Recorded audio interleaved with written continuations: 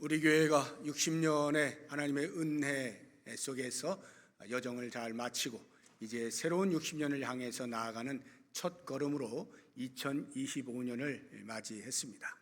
지난주에 말씀을 드린 것처럼 이렇게 새로운 60년을 준비하는 그 첫 걸음에서 무엇을 해야 할까 기도하는 중에 교회가 무엇인지에 대한 이해를 새롭게 하자라는 생각으로 교회론을 정립하는 그런 기회로 잡고자 에베소서를 같이 보게 될 터인데요.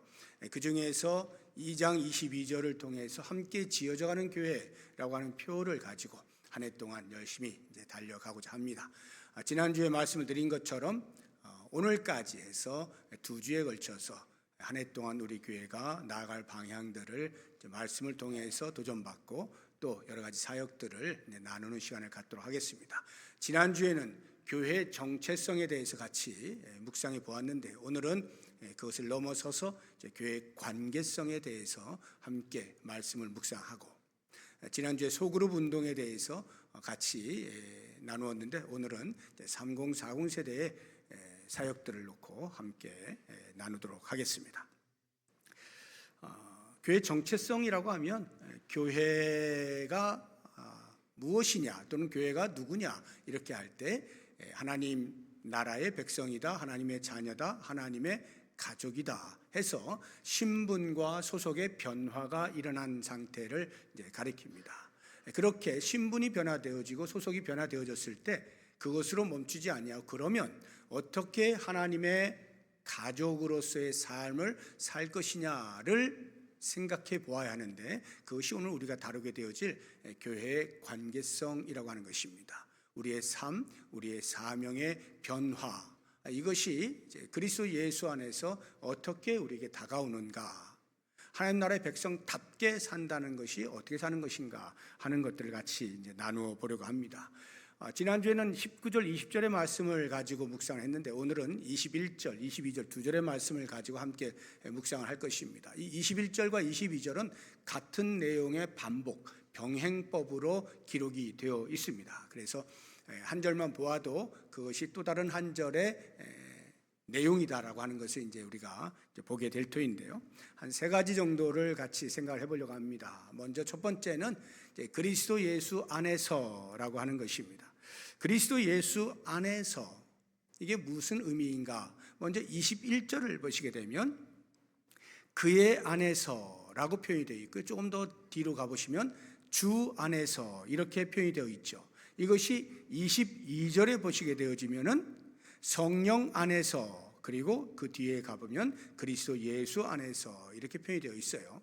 그러니까 그의 안에서 주 안에서 그리스도 예수 안에서는 다 같은 말이죠. 예수님 안에서 이런 뜻이에요. 이해가 되는데 22절 앞부분에 나오는 성령 안에서라고 하는 이 표현은요, 곧 삼위 하나님이 교차적으로 사용되어지면서 얼마든지 우리가 그리스도 안에서라고 하는 말을 성령 안에서라고 표현해도 다르지 않다는 것을 알려주고 있습니다.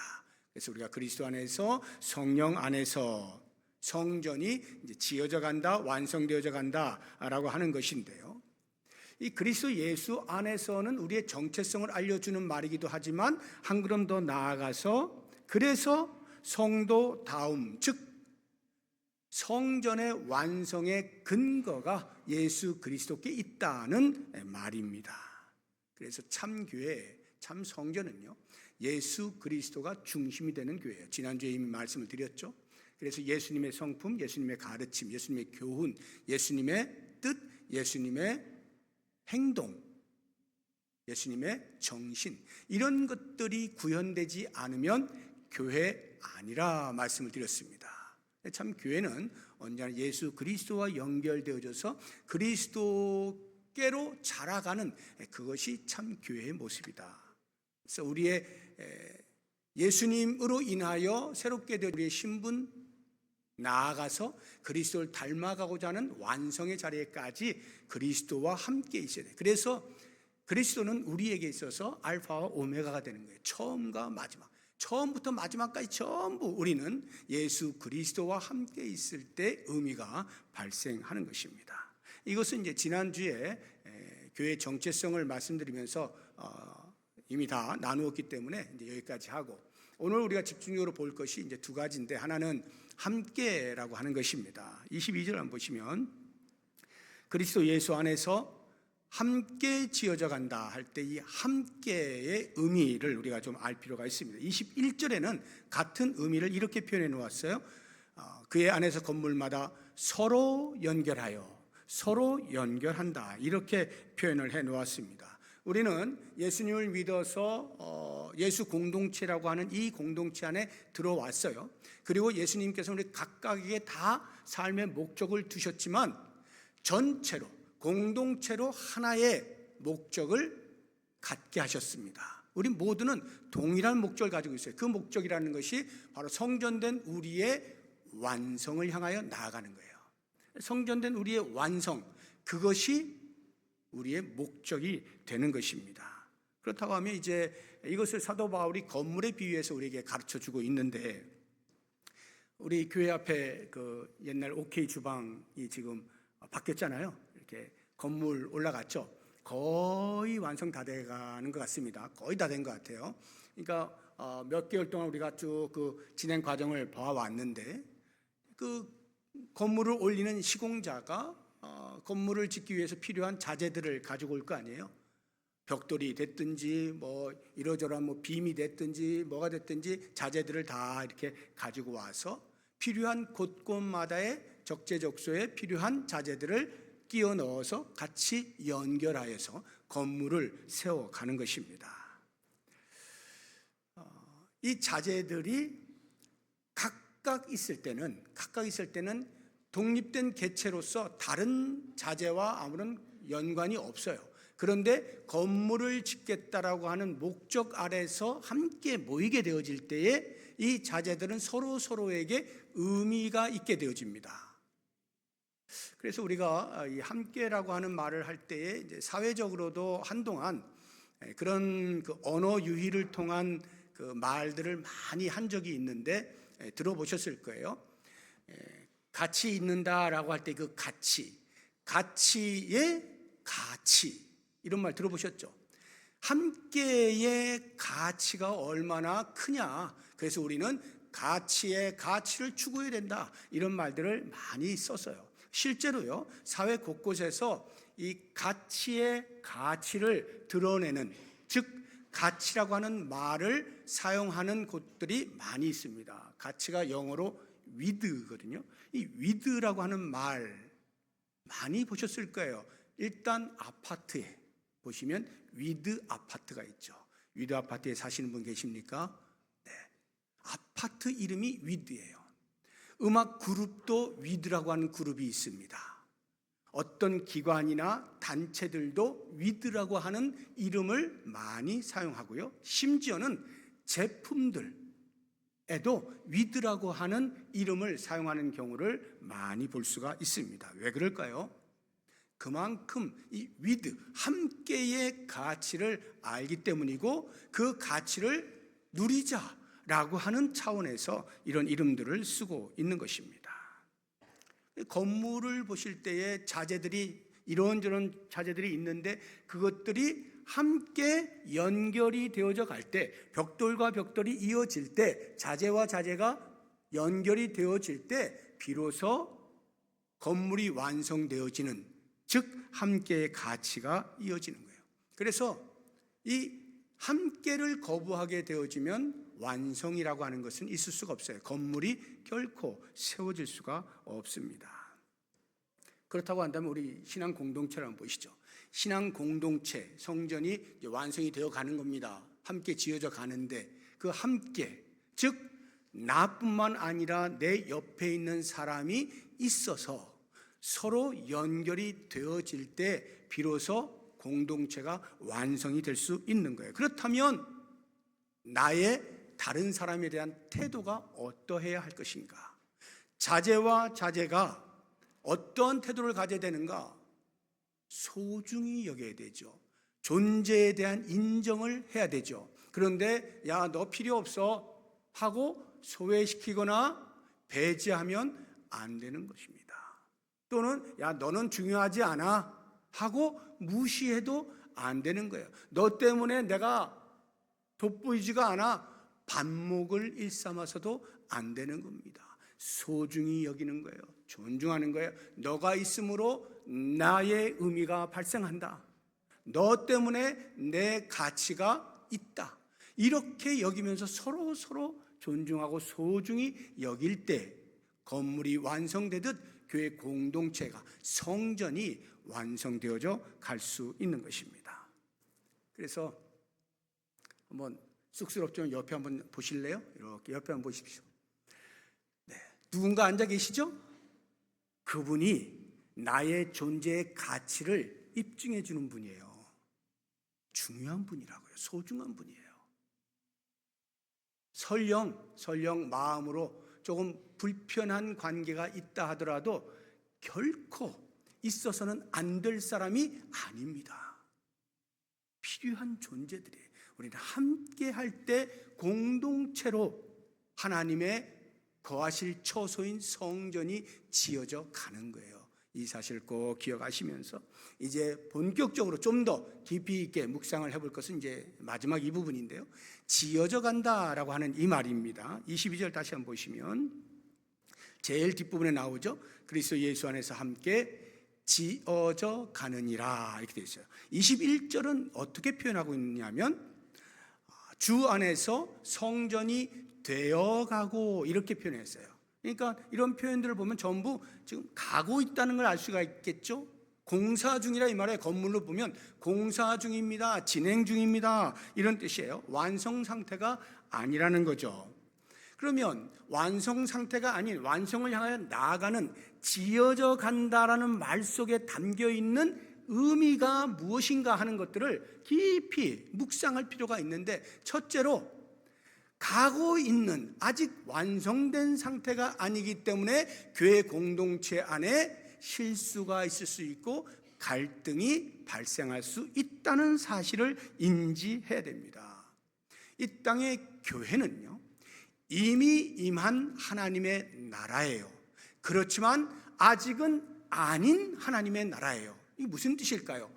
그리스도의 오심을 통하여 그리스도의 통치가 시작되면서 하나님 나라가 왔어요. 이미 임한 하나님의 나라예요. 우리가 지금 그리스도의 말씀에 순종하며 사는 하나님 나라의 백성이에요. 그런데 아직 아니에요. 그 뜻은 완벽한 하나님의 나라가 아직 도래하지 않았다는 말이에요. 결국 이 땅에 있는 교회는 완벽한 하나님의 나라를 향하여 가고 있는 교회다, 가고 있는 공동체다라고 하는 말입니다. 그러니까 교회 안에서 좀 볼썽사나운 일이 발생할 때, 갈등이 일어날 때 무슨 교회가 이러해 라고 쉽게 너무 빨리 판단하지 마시고, 그럴 수 있는 거구나, 교회라 할지라도 아직 완성된 상태가 아니니까 갈등이 발생할 수 있는 거구나 하고 인지를 하시면 훨씬 더 마음의 부담을 덜 수가 있어요. 그렇지 않으면요, 나는 제대로 살지 못하면서도 그래도 교회는 깨끗하길 원하고 거룩하길 원하고 죄가 없길 원하고 언제나 웃음꽃만 활짝 피길 원하고 그런 생각들을 하게 돼 있거든요, 사람이라. 그런데 내가 부족한 것처럼 다른 사람도 부족하기 때문에, 아직 완성된 상태가 아니기 때문에 이런 갈등들, 실수로 말미암는 갈등들이 발생할 수 있다는 것을 꼭 기억을 해야 돼요. 그러면 그런 갈등이 발생했을 때 그렇구나, 아직 완성된 상태가 아니니까 그렇지 하고 그냥 내팽개치느냐, 방치하느냐, 방관하느냐, 그건 아닙니다. 그런 일이 발생하게 되었을 때에 어떻게 그 갈등을 해결하고 극복하는가라고 하는 과정의 가치를 증명할 책임이 우리에게 있습니다. 극복하고 해결하는 과정의 가치, 어떻게 증명할 수 있을까요? 예수 그리스도를 닮는 것이에요. 예수 그리스도를 닮는다는 것은 곧 상대방을 나보다 낮게 여기는 겁니다.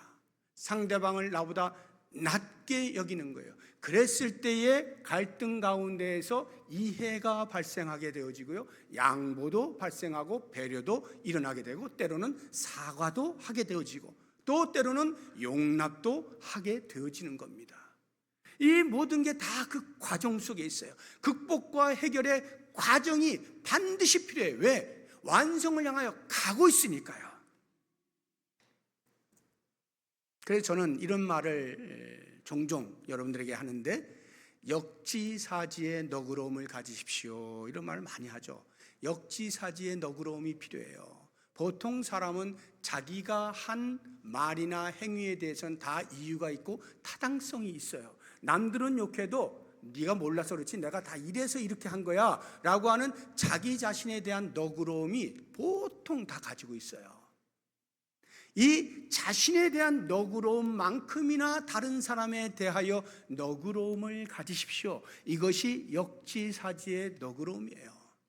그 너그러움이 있게 되어지면 비록 일어나는 갈등을 없앨 수는 없다 하더라도 그 일어나는 갈등을 해결하고 극복할 수는 있는 거예요. 극복하는 그 과정이 전부 완성을 향하여 가고 있는 것입니다. 그래서 교회가 멋있는 거예요. 완성품은 아니더라도 완성을 향하여 가고 있는 그 모습이 아름다운 거예요. 우리 교회가 이렇게 아름다운 함께 지어져가는 교회 될 수 있기를 주의 이름으로 축복합니다. 지어져 간다라고 하는 이 말 속에 함의되어 있는 또 다른 의미는요, 그래서 여호와의 영광의 충만함을 목표해야 된다라는 말이에요. 여호와의 영광의 충만함, 이게 무슨 말이냐 하면, 성전, 우리를 성전이라고 했잖아요. 성전은 하나님이 거하시는 처소잖아요. 하나님이 거하시는 처소, 이 성전의 완성을 향하여 지금 가고 있는데, 이 성전의 개념은요, 하나님의 영광의 충만함이에요.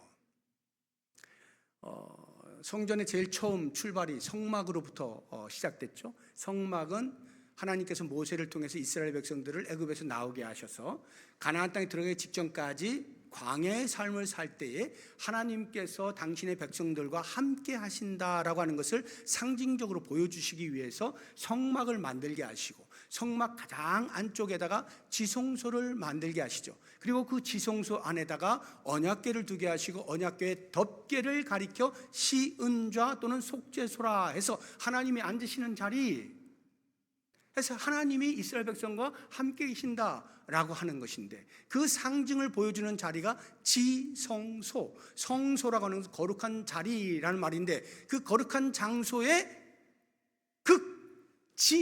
가장 거룩한 이 말이거든요. 거룩 중에도 가장 거룩한 하나님이 그런 분이시다 이 말이에요.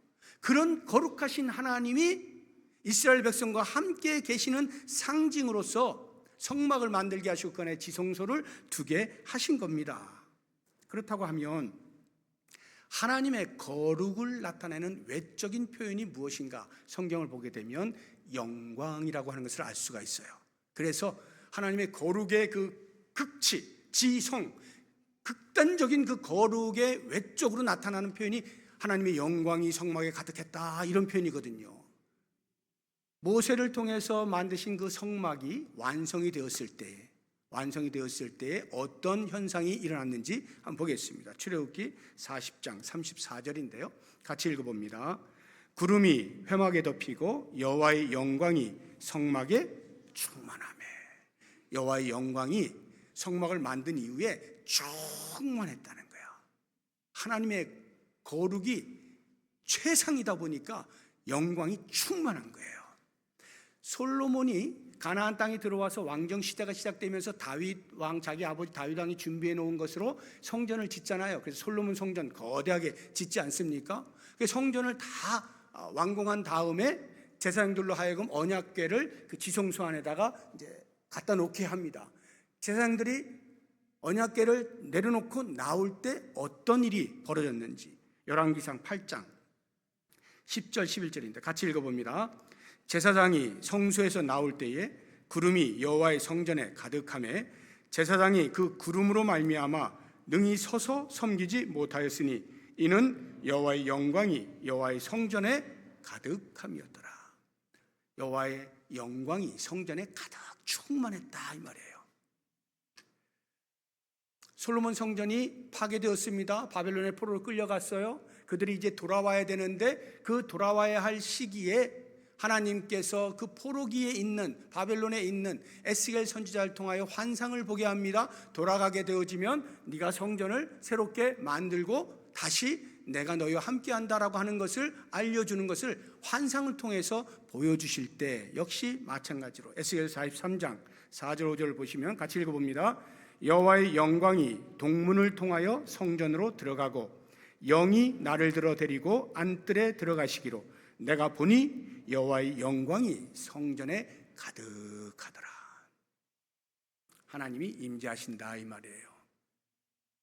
그래서 이렇게 영광의 충만으로 표현되고 있는 것을 볼 수가 있어요. 그렇다고 하면 이제 우리가 이 공동체 완성을 향하여서 나아간다라고 할 때, 지어져 간다라고 할 때에 우리의 모든 언행의 기준이 무엇이 되어야 된다는 걸까요? 여호와의 영광이에요. 여호와의 영광이 기준이 되는 거예요. 즉 내가 말하는 것, 내가 행동하는 것이 여호와의 영광에 합한가, 여호와께 영광을 돌릴 만한 것인가, 아니면 그 영광을 해치는 것인가를 두고 나의 말과 행동을 살펴보면 좋아요. 예를 들어서 누군가를 미워하고 누군가를 비난한다 할 때 그것이 여호와의 영광과 어떻게 되어질까 생각해 보면 어렵지 않죠? 금방 답이 나옵니다. 누군가를 나쁘게 판단하려고 할 때 과연 그것이 여호와의 영광에 부합한가 생각해 보시면 어렵지 않습니다. 내가 말하는 것과 행동하는 것의 기준을 여호와의 영광에 두시게 되어지면 주님을 통하여서 우리로 하나님이 거하시는 처소인 성전의 완성을 향하여 우리를 끌고 가실 때에 그것이 신속히 이루어질 수 있겠죠. 마냥 지어지는지 안 지어지는지 모르게 그렇게 있지 아니하고 계속해 조금씩 완성을 향해 나아가는 그것이 하나님의 영광을 기준하여 우리의 삶을 돌아볼 때에 훨씬 가깝게 다가올 수 있는 거예요. 지어져 간다라고 하는 말에 이제 마지막으로 우리가 묵상을 해 보아야 하는 것은 그 말 속에 담겨 있는 함의, 그것은 기대입니다. 기대. 지어져 간다라고 말을 하면 앞서 말씀드린 것처럼 불완전한 상태라 했잖아요. 아직 완성된 상태가 아니에요. 그러니까 건물을 여러분들이 보실 때 건물이 이렇게 올라가잖아요. 올라갈 때 다 되고 나면 깨끗해요. 이렇게 다 뒤에 그 마감이 다 되고 하면 아주 멋있는데 그렇지 않고 이제 막 뼈대 갖추고 이렇게 할 때는요 좀 보기가 흉측하죠. 아직은 완성되지 않은 모습이에요. 그래서 눈에 보이는 그 상태를 결과로 여기고 판단하면 안 된다는 거예요. 우리 공동체를 바라볼 때 일어나고 있는 현상들을 이게 끝이다 라고 판단해서 에이 교회가 이게 뭐야 라고 쉽게 판단하면 안 되는 거예요. 끝이 아니라 가고 있는 거예요. 그렇다고 하면 그 끝을 누가 마감하느냐? 물론 우리가 열심히 합니다. 우리가 하나님 나라를 이루기 위해서 이렇게 저렇게 애를 많이 써요. 그럼에도 불구하고 여전히 끝을 마감하시는 분은 여호와 하나님이시죠. 그래서 지어져 간다라고 수동태로 표현하고 있는 거예요. 우리를 통하여 마침내 이루시고야 말 하나님의 열심, 그 열심의 끝이 완성이란 말이에요. 그렇다고 하면 우리가 가고 있는 중에 해야 할 일은 판단하고 포기하고 한숨 짓는 것이 아니라 기대하는 거죠. 그리고 의지하는 거예요. 구하는 거예요. 하나님의 도우심을 구하는 거예요. 하나님께서 마침내 거룩하고 영광스러운 교회로 만들어 가실 것에 대한 기대를 가지고 소망 가운데에서 오늘을 인내하는 것입니다. 이게 있을 때에 그 교회는 아름다운 완성을 향하여 나아가고 있게 되는 것입니다. 우리 3040 세대에 대하여서 올해 우리 교회가 좀 집중을 하겠다라고 말을 했을 때 이런 생각이 들 수가 있어요. 3040이 아닌 분들의 마음에는 나는 50대인데, 나는 60대인데, 나는 70대인데 교회가 신경 안 쓴다는 거야 지금? 이런 생각을 가지실 수가 있어요. 또는 우리의 자녀들 10대, 20대는 어떻게 되는 건데 왜 3040만 특별히 뭘 활성화한다는 거야? 이런 생각을 하실 수가 있는데, 교회가 2025년도에 왜 3040 세대에 대해서 사역을 집중하고 있느냐라고 할 때에 이것입니다. 전체 한국교회, 그 속에 우리 부평동북교회가 포함이 되어 있는데 위기 중에 하나가 3040 세대 교회의 허리라고 할 수 있는 이 허리가 취약하다는 거예요. 진단을 해보니까, 교회 안에 진단을 해보니까 이 3040 세대가 심히 취약해요. 숫자적으로만 말하는 것이 아니라 교회의 헌신도, 기여도 이런 걸 볼 때 심히 취약해요. 그래서 여기를 강화하지 않으면 안 되겠다라고 하는 판단이 든 겁니다. 그러면 왜 3040 세대가 취약한가? 그들이 잘못이지 뭐 우리가 잘못했나? 그게 아닙니다. 환경적으로 취약해질 수 있는 상황이에요. 사회적으로 보시게 되면 3040 세대가 물론 개별적으로 조금씩은 다르긴 합니다만 경제 활동을 함에 있어서 완전히 자리를 잡은 세대는 아니에요. 자리를 잡기 위해서 애를 쓰는 그런 세대죠. 그러니까 열심히 해야 돼, 열심히. 일단 시간적으로, 이 육체적으로 많은 투자를 해야 되는 그러한 상황입니다. 그런데 집에 들어오면요, 그냥 편히 쉴 수가 없어요. 왜? 자녀 양육을 해야 돼요. 옛날에야 일찍 결혼들 해서 3040이면 벌써 큰 아이들을 두는 경우도 있지만 상당 부분 요즘은 만혼이에요. 늦게 결혼을 해요. 그러다 보니까 아이를 늦게 낳아서 3040이 자녀가 어린 경우가 많습니다. 그러면 그 자녀 신경을 써야 되죠. 양육한 신경 써야 돼요. 왜 우리나라가 아이 낳는 그 부분에서 전 세계적으로 가장 안 낳는 나라 1위인 줄 아십니까? 잘 키우고 싶은데 시간이 모자라는 거예요. 경제적으로 모자라는 거예요. 잘 키우고 싶은데 말이죠. 그러니까 한 명 이상 생각을 못 하는 거예요. 한 명 낳아서 잘 키워보자. 그만큼 자녀 교육에, 자녀 양육에 신경을 쓴다 이 말이에요. 그러니까 집에 오면은 그렇게 자녀 양육에 신경을 써야죠. 사회에서는 또 경제 자립을 위해서 또 신경 써야 되죠. 그러니 그런 3040 세대가 교회에 오면 어떻게 될까요? 교회에서 어린 자녀들 데리고 오면 그 아이들 신경 쓰느라고 자기 예배를 못 드려요. 온통 신경이 그리로 가 있는 거예요. 헌신은커녕 예배조차도 제대로 못 드리는 그러한 현실이다 이 말이죠. 그렇다고 하면 교회가 그들을 위해서 무엇을 할 수 있을까? 돈 버는데 너무 힘드는구나 해서 돈 보따리를 한 보따리씩 안겨줄 수 있겠습니까? 안 되잖아요. 아이고 자녀 양육하는데 너무나 힘드시네, 자녀들 다 불러오세요, 우리가 키워드릴게, 교회가 그렇게 할 수 있습니까? 안 되잖아요. 그런 것들은 다 각 가정이 감당을 해야 돼요. 그러면 교회가 할 수 있는 일은 뭐냐? 그들이 그와 같은 환경에 있다 보니 자기도 모르는 사이에 젊었을 때 가지고 있었던 주를 향한 열심과 헌신들이 하나씩 다 까먹는 거예요. 점점 자기가 원치 않게 환경에 의해서 하나님과 멀어진 삶을 살게 되어지는 거예요. 겨우 근근히 신앙의 명맥을 잇는 정도, 이 정도로 유지하고 있다 이 말이죠. 그렇다고 하면 교회가 적어도 그 부분에 있어서는 오히려 이렇게 환경적으로 어렵고 힘들 때 하나님 앞에 더 가까이 나오고 하나님 앞에 더 엎드려서 기도하면서 영적으로 이겨낼 수 있도록 도울 수는 있겠다. 영적인 지원은 할 수 있겠다. 그러면 교회에 와서 자녀들을 맡기고 하나님 앞에서 자기 자신을 돌아볼 수 있는 바른 예배자로서의 삶을 살 수 있도록 적어도 교회에 와서 예배를 드릴 때 자녀들을 돌보는 일들 해줄 수 있잖아요.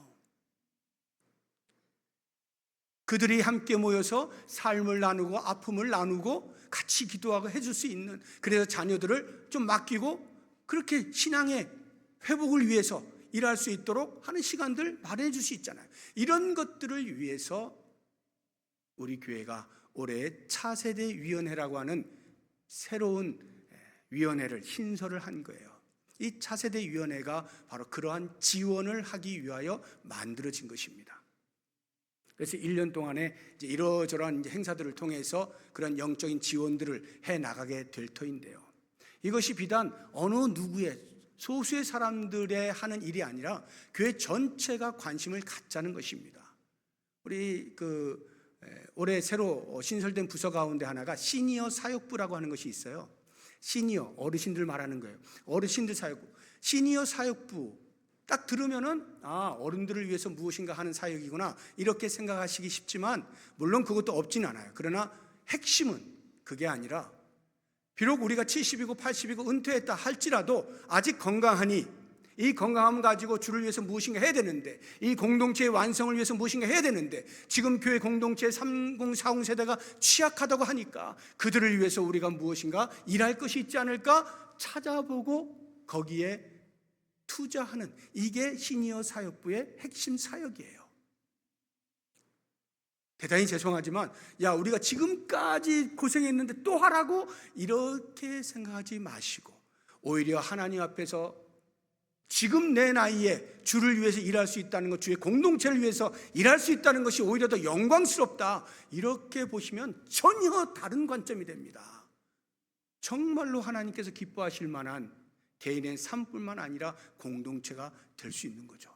그래서 내 형편에서 할 수 있는 그러한 지원 사역들에 대해서 시니어들이 같이 힘을 모아주면 30, 40 세대가 흔들렸던 그 상황이 단단하게 강화가 되어지면서 교회 전체가 새로운 힘을 받을 수가 있는 거예요.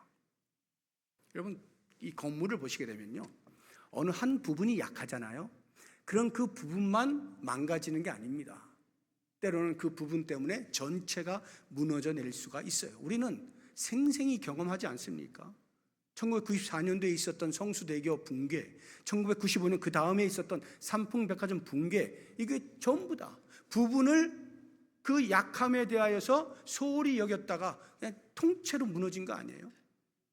교회 공동체에 연약한 세대가 있을 때 그 부분을 그냥 방치하고 있으면요, 어느 사이엔가 교회 전체가 무너질 수도 있다라고 하는 위기감, 그 위기감 속에서 그래 같이 살자라고 하면서 30, 40 세대에 대해서 함께 마음을 모으고자 하는 것입니다.